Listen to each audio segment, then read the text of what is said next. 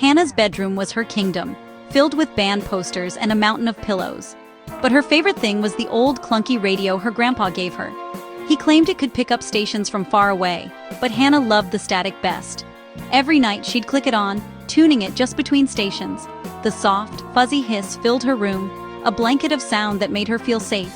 Silence was too big, too empty. The static was her lullaby. Tonight the moon cast long shadows, and the air felt colder. Hannah snuggled under her blankets, the static washing over her. It was always the same, a gentle, unchanging presence. She couldn't imagine sleeping without it. But tonight, something was different. She didn't know the static would sing a new song, one meant just for her. As she drifted toward sleep, the familiar noise wrapped around her. It was predictable. It was safe, or so she thought. Something was about to break through that wall of sound. Something was about to crawl out of the noise and into her room. The static had always been her friend, but tonight, it was about to betray her. The whispers were about to find a voice. The radio's hiss grew louder, almost expectant. Hannah's eyes fluttered closed, unaware of the change. The static, once comforting, was shifting.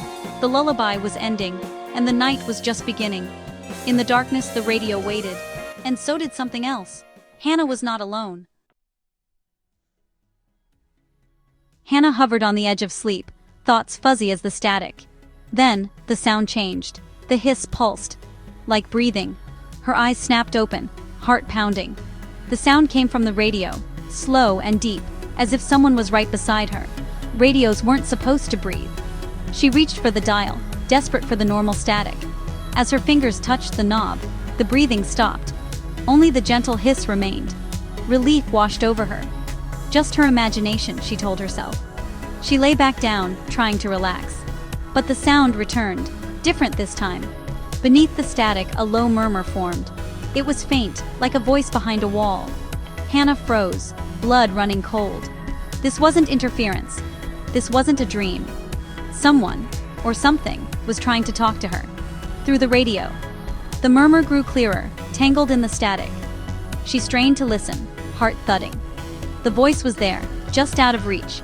Hannah's fear grew with every second. The radio's hiss was no longer comforting. It was a doorway, and something was on the other side. She clutched her blanket, eyes wide in the dark. The static pulsed, the voice pressing closer. Hannah realized she was no longer alone in her room. The radio was speaking, and it knew her name. The night had changed. The whispering grew louder, twisting through the static. Then, a single word cut through. "Hannah!" The voice was raspy, ancient. Hannah's heart hammered. Who was that? How did it know her name? Panic surged. She lunged for the nightstand, yanking the radio's plug from the wall. The green light died.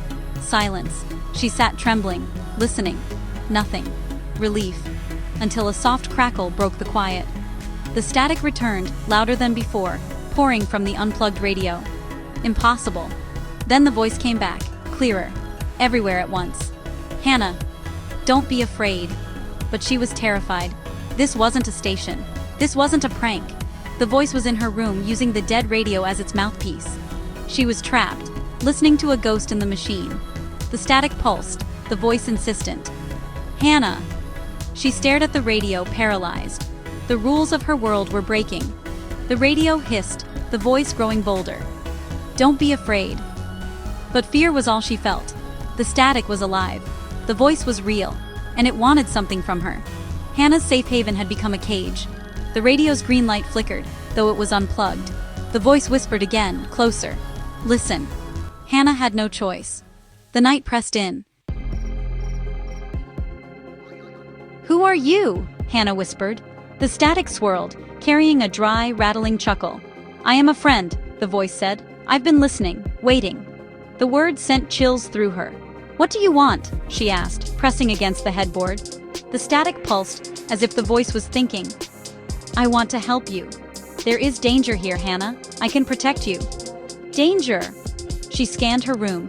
Everything familiar, yet suddenly strange. "You have to trust me," the voice urged. "Do exactly as I say." Hannah's mind raced. Was this a trick or a warning? The static deepened, the voice's tone urgent. "Promise me, Hannah. Don't turn on the light." The room felt smaller, the darkness heavier. Hannah hesitated, caught between fear and curiosity. "What danger?" Hannah demanded, defiance rising. The voice grew urgent. "It waits for the light. Don't turn it on." The lamp was inches away. One flick, and she'd see the truth. Was the voice protecting her, or trapping her in the dark? Her hand hovered over the switch, curiosity battling fear. She had to know. With a sudden motion, she lunged for the lamp. "I have to see," she whispered. The voice screamed, "No!" But it was too late. Click. The room flooded with bright yellow light. Hannah blinked, heart racing. She scanned the room, searching for danger. Everything looked normal. The voice was silent, the static angry. She let out a shaky laugh, relief and doubt mixing. Had it all been a trick? The radio hissed, stubborn and low. But something had changed. The light revealed nothing, or so she thought. Hannah's eyes adjusted to the brightness. Her room was unchanged. Posters, clothes, desk, all as before. No monster, no danger. She laughed, feeling foolish. The voice had lied, or she'd imagined it all.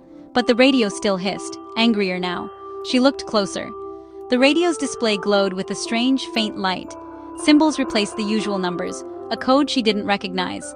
Her relief faded, replaced by dread. The light hadn't changed the room, it had changed the radio.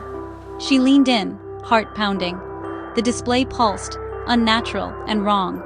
This was no dream. The static was a warning. She'd broken a rule she didn't understand. The room was normal, the radio was not, and the danger was just beginning. Hannah leaned closer to the radio. The symbols glowed sickly green, ancient and unreadable. Her heart raced. Then she saw it. Words carved into the plastic below the speaker. Jagged letters, scratched deep. "You weren't supposed to look." Cold sweat broke out on her forehead. This was real. The voice was real. The warning was real. She hadn't seen a monster. She'd seen the room. Why was that so bad? The light itself was the problem. The voice had said, "It waits for the light." What had she done? By turning on the lamp, had she invited something in? The normal room was suddenly terrifying. The danger could be anything, anywhere. And now, it knew she had looked. The carved words stared back, a permanent scar. Hannah stood frozen in the bright room. The static faded, replaced by silence. She stared at the radio, the carved warning echoing in her mind. Had the voice tried to protect her, or was it the danger itself? She'd broken the only rule. What would happen now? Slowly, she turned off the lamp. Darkness returned, shadows stretching. The silence was heavy, menacing. She waited, breath held. Crackle. The static returned, hissing from the unplugged radio. But it was different. Hungry, closer. No longer a lullaby, but a threat. She had looked. Now, something was looking back. The static was the veil. And she had shown whatever was on the other side exactly where to find her. The night pressed in, thick with unseen eyes. Hannah was not alone, and never would be again.